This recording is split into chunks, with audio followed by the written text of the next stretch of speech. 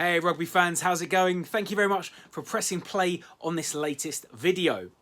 Now, I don't know if any of you have seen or read recently, but there's been a lot of discussion about World Rugby meeting this week to effectively unify the global game. Now, what exactly does that mean?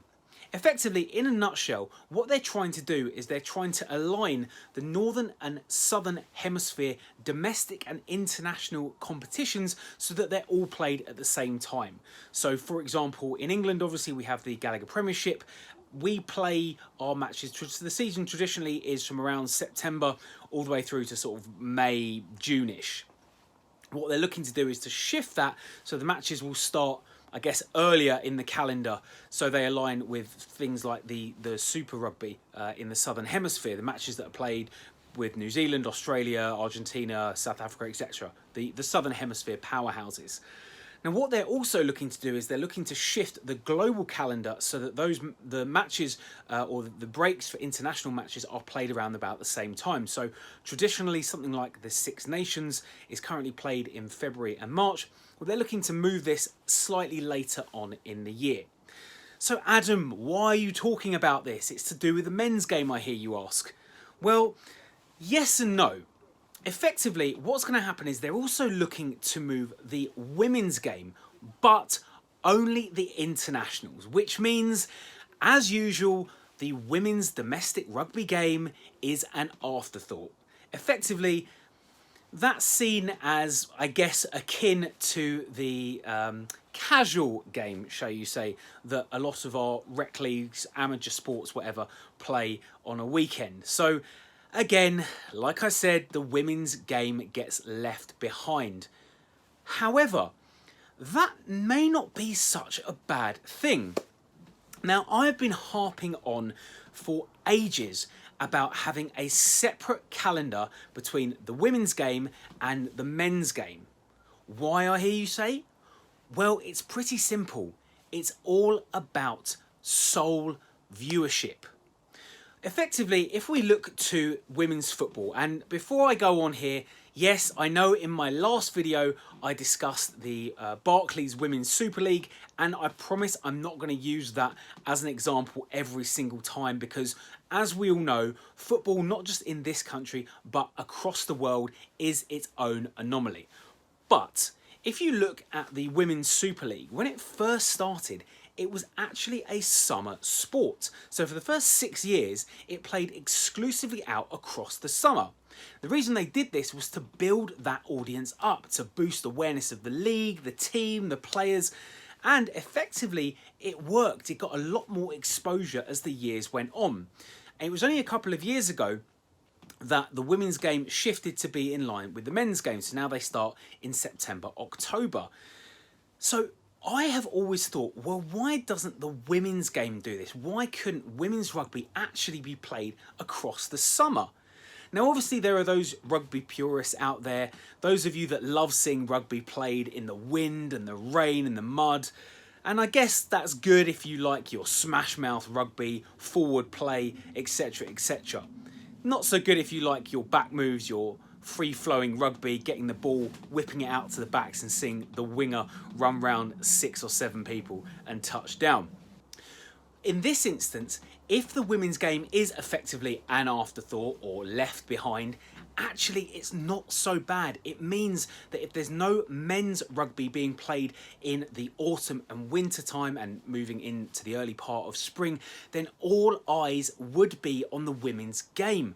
That means more demand for televised matches, more demand for online videos or live streaming, and all that coverage, all that exposure that you don't get in the men's game would actually be shifted to the women's game later in the year.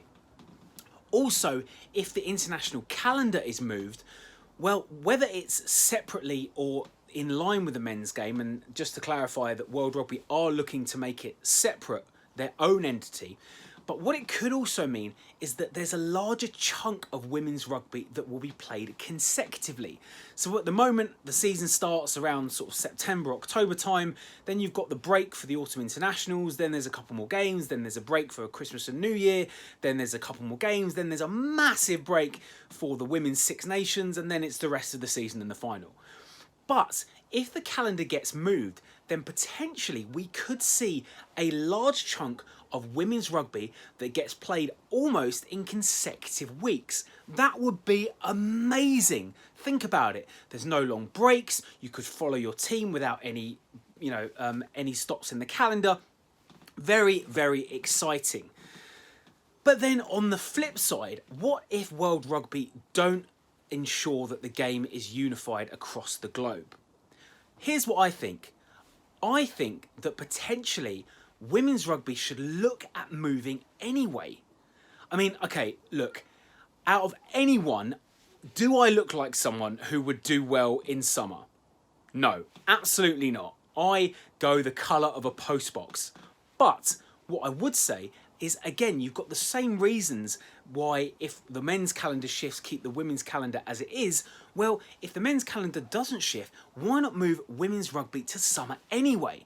You'll have that free-flowing rugby, but also the pitches will be nice. All right, maybe there is some risk of injuries, I guess the same as you would have in the winter. If maybe some of the pitches are frozen in the winter, you could get injuries or waterlogged pitches.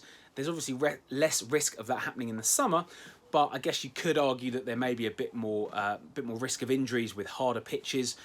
Also, I suppose, will there be as many eyes on the women's game if it was shifted to summer? We do know that, let's be honest, women's rugby doesn't get as much coverage. Would there be even less coverage with so many people are on their summer holidays?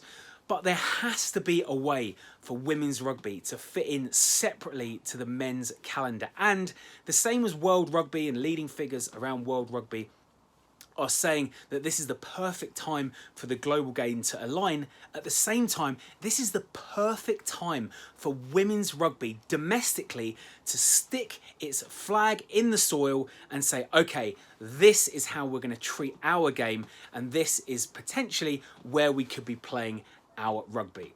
And listen, who knows? It could mean that us on the Women's Rugby Show, we could be presenting a show like this, or we could be presenting a show like this. I don't know about you, but I know what I certainly would prefer.